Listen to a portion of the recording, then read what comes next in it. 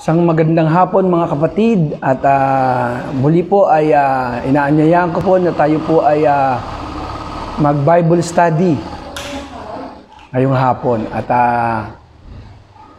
binabati ko po ang mga taga-Eljor. Ako nga po pala si Brother Ray Agravante. Tayo po yung manalangin. Salamat po Panginoon ngayong araw na ito na kami ay muli ay magsasama-sama, mag-sharing po patungkol sa iyong mga salita.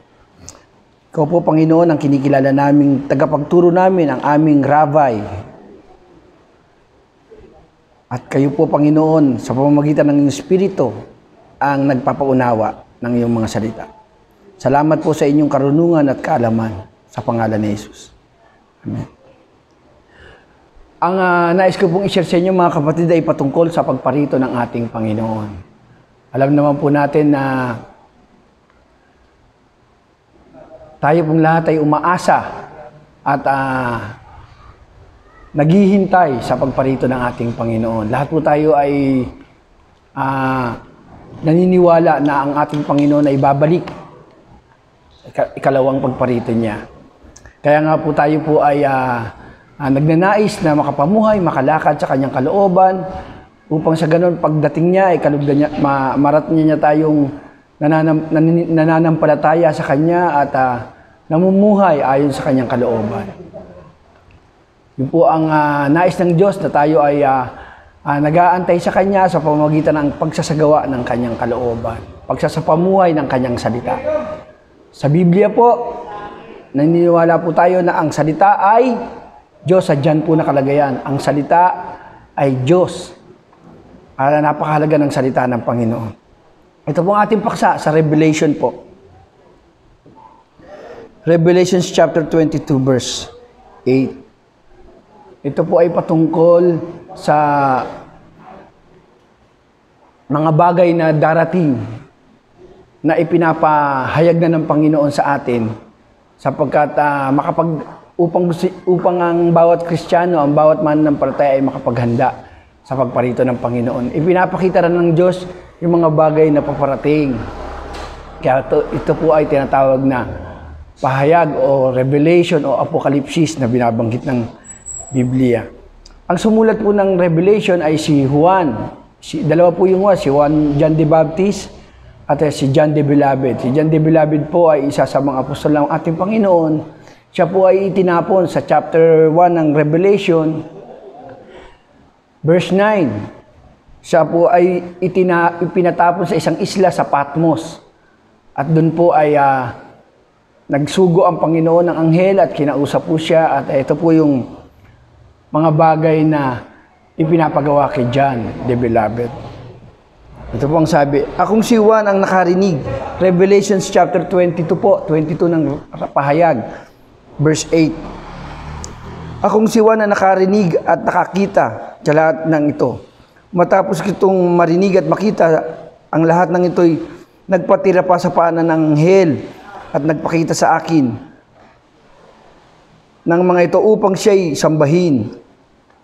Verse 9, ngunit sinabi niya, huwag ako may alipin tulad mo, tulad ng iyong mga kapatid na propeta at ang lahat ng sumusunod sa mga salita na aklat na ito. Ang Diyos ang sambahin mo. At sinabi rin niya sa akin, huwag mong ililim ang mga hulang ito.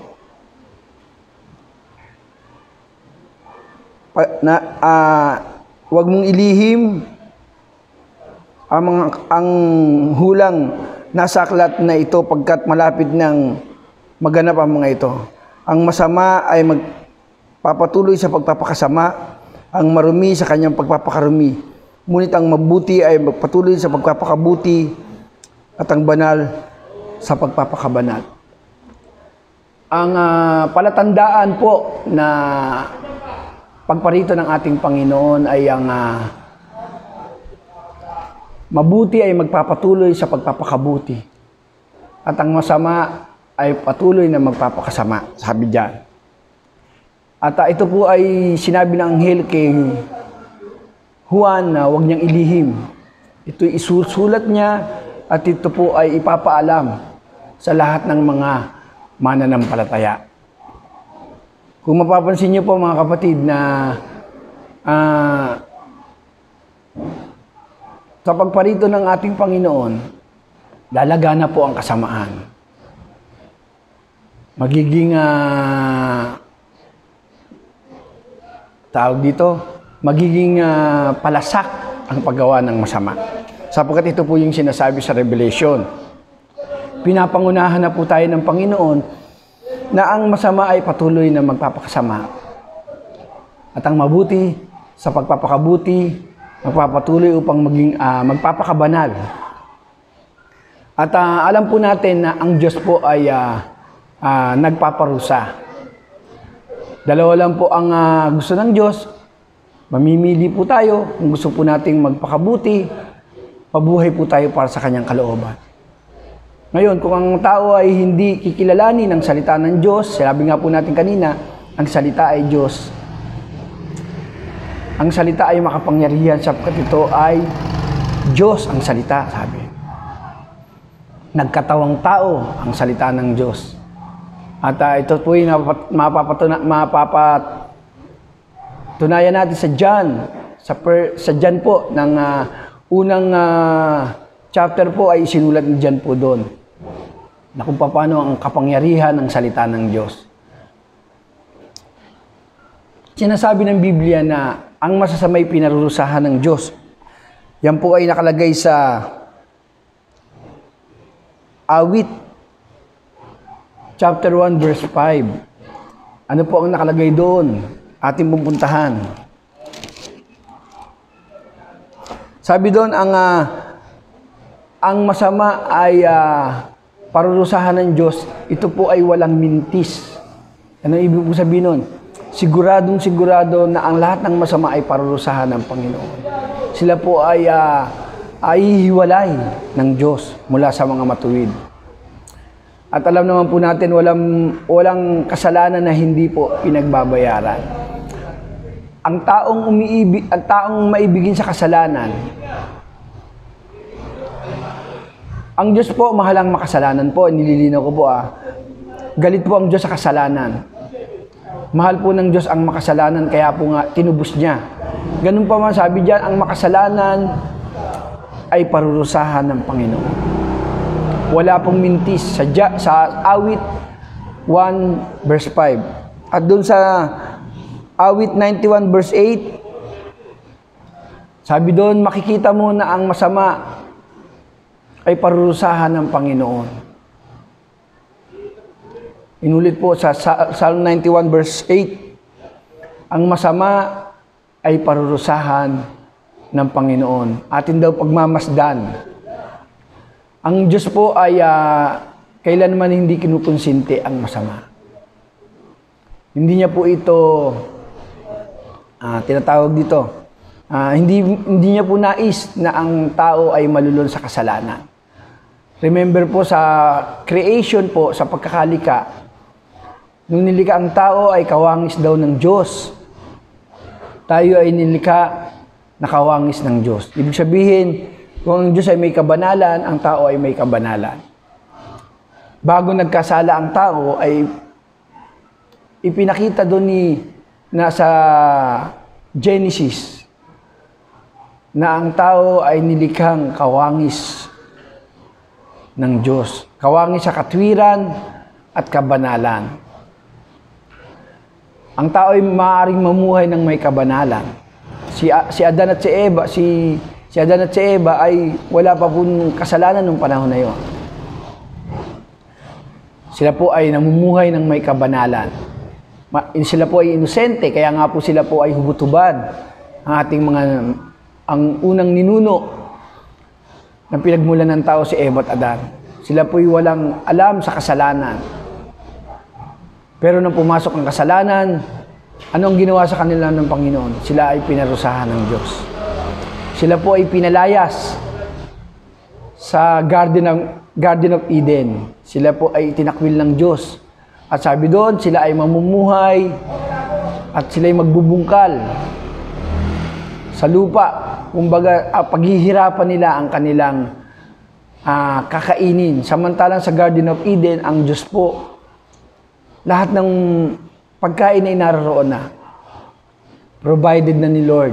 Ganun pa man dahil nga po sa kasalanan, inibig nila yung kasalanan at hindi nila inibig ang Diyos, sila po ay pinalayas.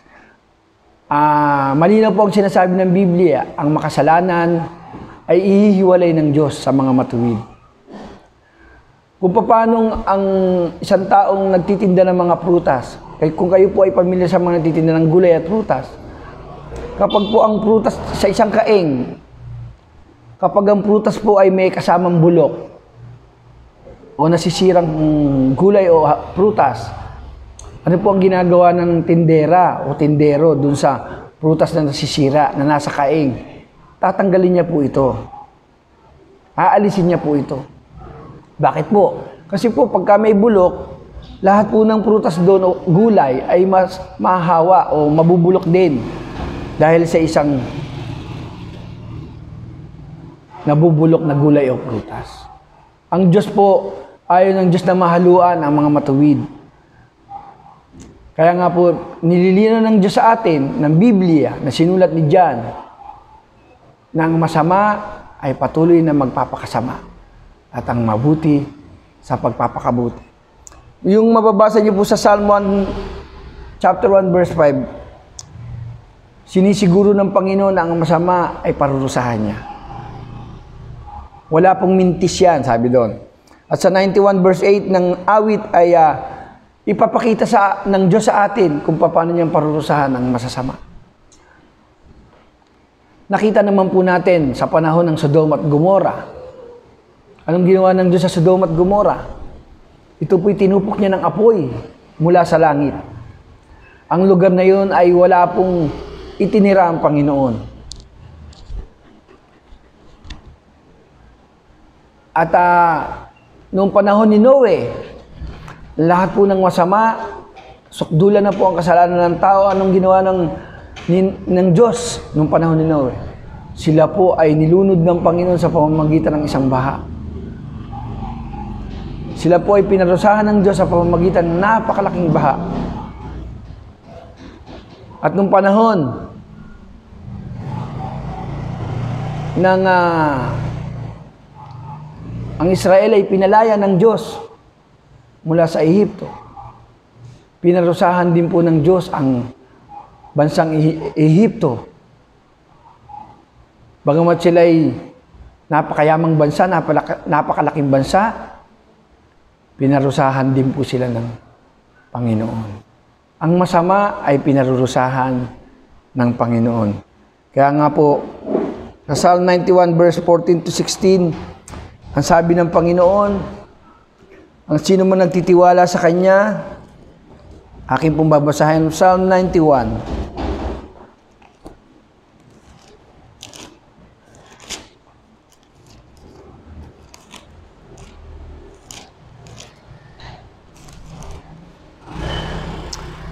Psalm 91, verse 14 to 16. Ito ang sabi ng Panginoon. Ang sabi ng Diyos, aking ililigtas ang tapat sa akin, at iingatan ko ang sino man, taong ako'y kikilanlin. Pag sila'y tumawag, laging handa ako na sila'y pakinggan. Aking sasamahan at kung may hilahil ay sasakluluhan. At ililigtas ang bawat isa at pararangalan. Sila'y bibigyan ko gagantimpalaan ng mahabang buhay. At nakatitiyak na ang tatamin nila'y kaligtasan. Yun lamang po mga kapatid, gusto ko pong ilinaw sa inyo na nais ng Diyos na ang tao'y mamuhay ayon sa kalooban niya. Mamimili po tayo ang mamuhay sa kalooban ng Diyos o ang mamuhay sa kasalanan. Alam niyo mga kapatid, nasa inyo pong desisyon yan. Nasa inyo po ang desisyon. Kung kayo po ay nagnanais na maligtas, maranasan ang buhay na walang hanggan, maranasan ang habag ng Diyos, maranasan ang pagpapala ng Diyos, mabuhay po tayo sa kalooban ng Diyos. At ito po tayo magtatapos. Ito po supporting lamang po yung mga binasa po natin. Sa 1 Corinthians 16:22, ang sabi ng Panginoon, sumpain ang taong walang pag-ibig sa Panginoon. Kung ikaw ay umiibig sa Panginoon, nanaisin mong gawin ang kalooban niya. nanaisin mong sundin ang salita ng Diyos. Nanaisin mong isapamuhay ang salita ng Diyos sapagkat ito'y napakahalaga na ang tao'y isasapamuhay ang salita ng Diyos upang mabuhay sa kabanalan. Yun lamang po mga kapatid, pagpalain po tayo ng Panginoon at alam ko po na kayo po ay nagnanais na magkomento.